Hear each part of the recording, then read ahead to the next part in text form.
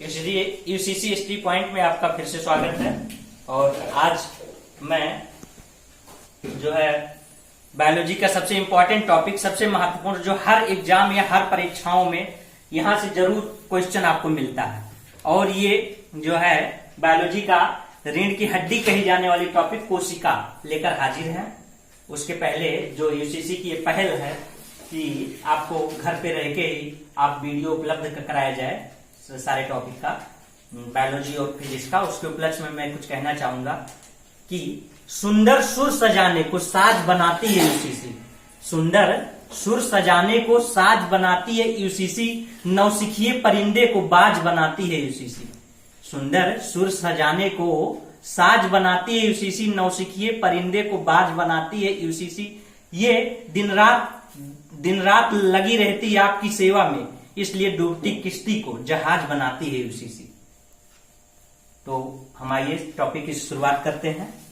तो आज हम लोग पढ़ेंगे कोशिका। तो देखते हैं कोशिका के बारे में। हम पहले वीडियो में आपको बता चुके हैं कि कोशिका का अध्ययन बायोलॉजी की साइटोलॉजी शाखा के अंतर्गत करते हैं, और फादर ऑफ साइटोलॉजी में पहले भी बता चुका हूं, रॉबर्ट हुक हैं कोशिका विज्ञान के जनक। तो साइटोलॉजी शाखा के अंतर्गत हम बायोलॉजी का अध्ययन करेंगे, साइटोलॉजी। और कोशिका की खोज की अगर बात किया जाए तो रॉबर्ट हुक ने सर्वप्रथम 1665 में किया था। इसकी खोज रॉबर्ट हुक ने 1665 में अपने द्वारा बनाई गई सरल सूक्ष्मदर्शी। देखिए सूक्ष्मदर्शी जो होता है वो 3-4 प्रकार का होता है। एक सरल सूक्ष्मदर्शी, ये जान लीजिए आप, सरल सूक्ष्मदर्शी जो किसने बनाया था? रॉबर्ट हुक ने, ये रॉबर्ट हुक ने बनाया था। एक होता है संयुक्त सूक्ष्मदर्शी, संयुक्त सूक्ष्मदर्शी जिसको किसने बनाया था? जेड जॉनसन तथा एच जॉनसन ने, जेड जॉनसन तथा एच जॉनसन ने। एक होता है इलेक्ट्रॉन सूक्ष्मदर्शी, इसको इलेक्ट्रॉन सूक्ष्म नाल और रस्का ने बनाया था, नाल और रस्का। एक होता है खगोलीय दूरदर्शी, जो ग्रहों को खोजने के लिए होता है, खगोलीय दूरदर्शी। इसको जो है न्यूटन ने बनाया था, सॉरी गैलीलियो ने बनाया था, गैलीलियो ने बनाया था। ठीक, आगे हम लोग देखेंगे। अब सूक्ष्मदर्शी जान ले, तो इन्होंने अपने द्वारा बनाई गई सूक्ष्मदर्शी से कोशिका की खोज की थी। और सर्वप्रथम उन्होंने अपने द्वारा लिखी गई पुस्तक माइक्रोग्राफिया, जो पिछली वीडियो में हम आपको बता चुके हैं, माइक्रोग्राफिया लिखी गई पुस्तक रॉबर्ट हुक के द्वारा जो है, उसमें सर्वप्रथम इन्होंने कोशिका शब्द दिया था। इन्होंने जो है रॉबर्ट हुक ने एक पौधे का कार्क, यानी उसका जो है एक पार्ट लिया कटा हुआ, उसमें इन्होंने देखा कि मधुमक्खी के छत्ते के आकार की एक संरचना पाई जाती है। मधुमक्खी के छत्ते के आकार की एक संरचना पाई जाती है, जो मधुमक्खी का छत्ता जो कार्क होता है, उसी के छत्ते के आकार की एक संरचना पाई जाती है, जिसको उन्होंने सेल, कोशिका नाम दिया। सेल का मतलब होता है छोटी कोठरी, छोटी कोठरी इसका मतलब होता है। उन्होंने इसको सेल नाम दिया था, कोशिका। लेकिन वो कोशिका मरी हुई थी, जीवित नहीं थी। उसके बाद जीवित कोशिका की खोज करने वाले वैज्ञानिक आए एंटोनी वान ल्यूवेनहार, एंटोनी वान ल्यूवेनहार। इन्होंने जीवित कोशिका का खोज किया दांत के खुरचन में। ठीक, उसके बाद फिर ये तो खोज कर दिए, लेकिन कोशिका के कुछ बता नहीं पाए, कोशिका क्या है, उसका कार्य क्या है और वो कैसे बनता है। तो एक वैज्ञानिक आए जिन्होंने स्लाइडेन और स्वान नाम था, स्लाइडेन और स्वान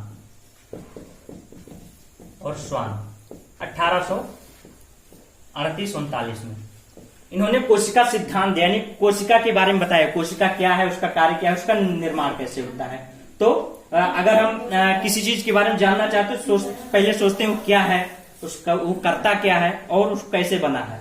तो इन्होंने बताया कोशिका जो है शरीर की संरचनात्मक तथा कार्यात्मक इकाई होती है, यानी यह शरीर का जो है सबसे मेन पार्ट होता है, यह शरीर की सबसे छोटी इकाई होती है, जो शरीर के संरचना और कार्यों को निर्धारित करती है।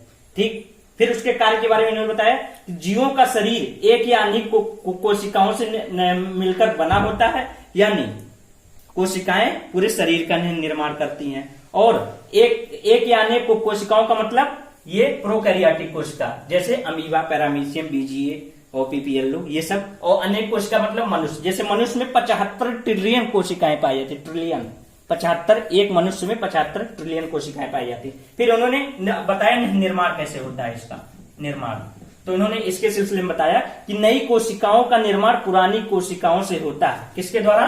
कोशिका विभाजन के द्वारा।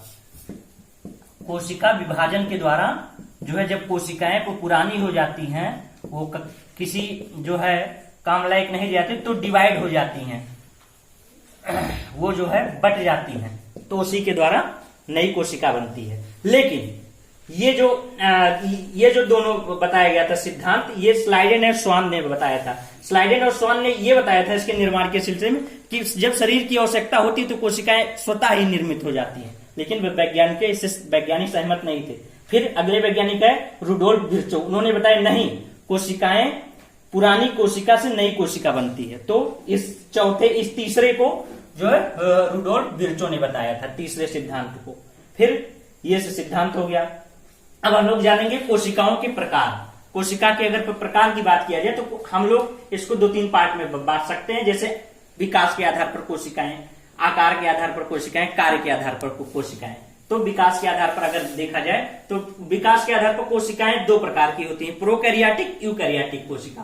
प्रोकैरियोटिक कोशिका मतलब एक कोशिकीय, एक जिसका शरीर एक कोशिका से निर्मित होता है। यूकैरियोटिक मतलब जिसके शरीर में अनेक कोशिकाएं, एक या अनेक कोशिकाएं से मिलकर बनी होती है, जैसे मनुष्य जो है वो प्लांट की कोशिकाएं, ये प्रोकैरियोटिक कोशिकाएं। तो इसमें दोनों में अंतर हम लोग देखते हैं। तो केंद्रक झिल्ली, केंद्रक आप लोग जानते हैं, आगे पढ़ेंगे, कोशिका का सबसे मेन पार्ट होता है, उसके ऊपर एक झिल्ली पाई जाती है। केंद्रक झिल्ली का अभाव होता है तथा केंद्रीय पदार्थ उसमें बिखरे रहते हैं।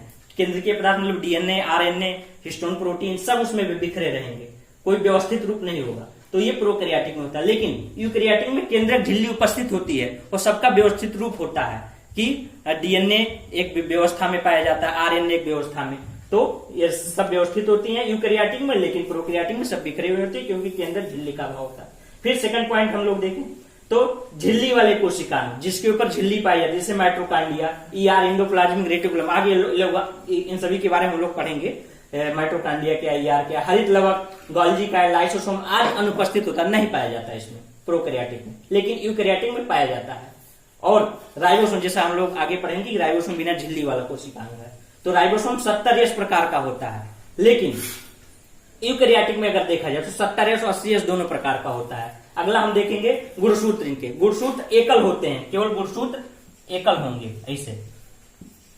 और जो हिस्टोन प्रोटीन, हिस्टोन प्रोटीन के बारे में हम आपको बता दें, जैसे आप जो है धागा देखे होंगे, तो धागा जो लिपटा रहता है जिसके ऊपर वो कागज का, तो हिस्टोन प्रोटीन वही कार्य करता है, DNA को अपने ऊपर लपेटे रहता है, तो वही हिस्टोन प्रोटीन का अभाव होता है। लेकिन इसमें जो यूकैरियोटिक में हिस्टोन प्रोटीन पाया जाता है और DNA दोहरी कुंडली मॉडल होती है, इस टाइप की होती है DNA, और इसमें एकल होती है, हिस्टोन प्रोटीन नहीं पाया, इसमें पाया जाता है। विभाजन हम लोग देखेंगे, कोशिका विभाजन में क्या अंतर है। तो इसमें कोशिका विभाजन 3 प्रकार की होती है, एक आसूत्री होती है, एक समसूत्री होती है और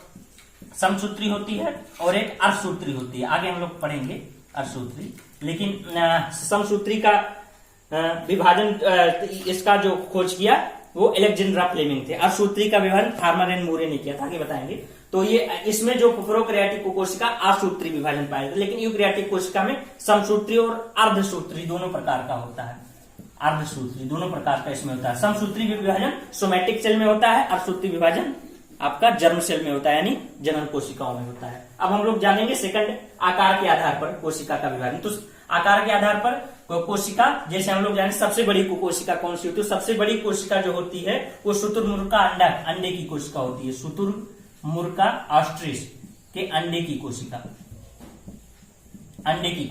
ठीक। सबसे छोटी कोशिका पीपीएलओ होती है, पीपीएलओ प्लूरोनिमोनिया लाइक ऑर्गेनिज्म इसकी फुल फॉर्म होती है पीपीएलओ, माइक्रोप्लाज्मा इसको बोलते हैं। सबसे लंबी कोशिका जो होती है वो हमारे जो है तंत्रिका तंत्र की कोशिका होती है, नर्व सेल की, तंत्रिका तंत्र की, ठीक। अब तीसरे प्रकार हम लोग जाने कार्य के आधार पर। कार्य के आधार पर कोशिकाएं 2 प्रकार की, सोमैटिक कोशिकाएं, जर्म कोशिकाएं। सोमैटिक मतलब जो शरीर का निर्माण करती हैं, जर्म मतलब जो जाइगोट, जिससे जो है जनन कोशिका कह लीजिए, ये कोशिकाएं, ठीक। ये हमने कुछ जाना कोशिकाओं के प्रकार। अब यूकैरियोटिक कोशिका अगर हम इन दोनों का एग्जाम्पल देखें प्रोकैरियोटिक और यूकैरियोटिक कोशिका का, तो इसका एग्जाम्पल जो होता है वो बीजीए है, ब्लू ग्रीन एल्गी।